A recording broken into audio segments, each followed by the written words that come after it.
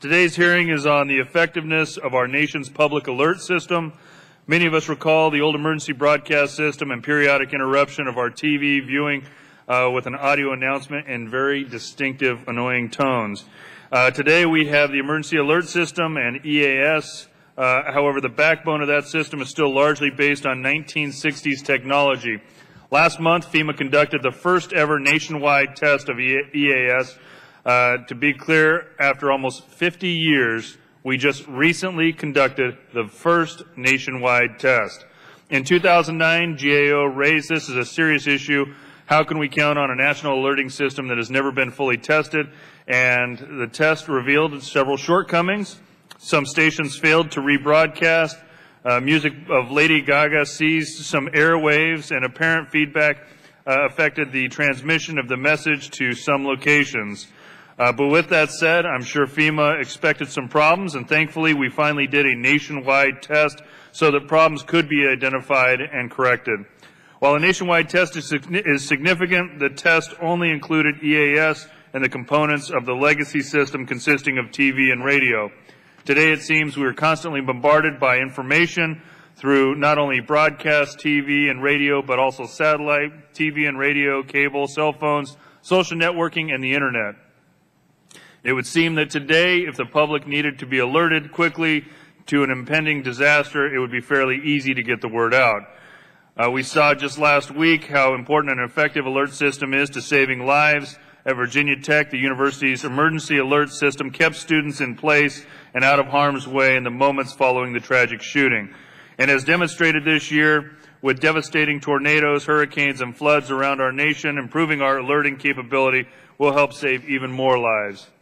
In 2006, former President George Bush signed an executive order to direct our nation's alert system was brought into the 21st century. There's no reason with modern technology for the public not to expect that in a serious emergency alert would be sent through many communication mediums as possible, not just TV and radio, but all communication devices. And modern technology opens up capabilities that in the past were not possible. Transmitting information that can help facilitate the alerting of those with disabilities and people with limited English proficiency. So the integrated public alert and warning system was envisioned to be a system of systems, to use as many methods of communication as possible to reach as many people as possible.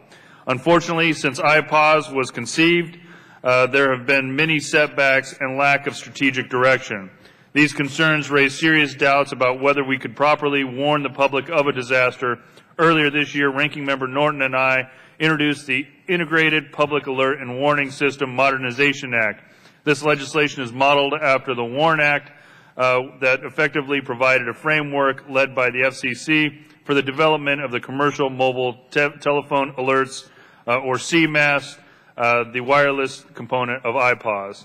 CMAS was when fully deployed as part of IPAWS, will transmit text alerts to wireless devices. While adding wireless devices is a first good step, a great first step, ultimately sending more than simple text is what is envisioned with IPAWS. I hope today we can hear from FEMA and the FCC and some of the key industries involved in the development of IPAWS to help our subcommittee assess the work being done. At the end of the day, we all share a mutual goal, the safety of the public. That's why Ranking Member Norton and I recently requested GAO review the current status of the development of IPAWS. We must ensure we have a reliable system that will send a warning out to as many people as possible. With modern technology, there's no reason we can't achieve that goal. I thank the witnesses for being here today to address many important issues, and I will allow Ranking Member Norton her 5 minutes as soon as she arrives.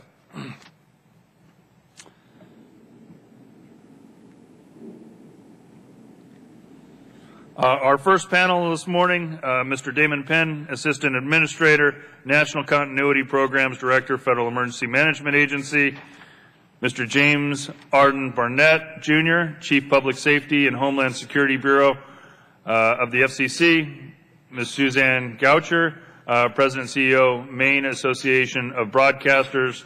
Mr. Chris Gutman McCabe, Vice President of Regulatory Affairs for the Wireless Association, and Dr. William Check, Senior Vice President of Science and Technology for the National Cable and Telecommunications Agency.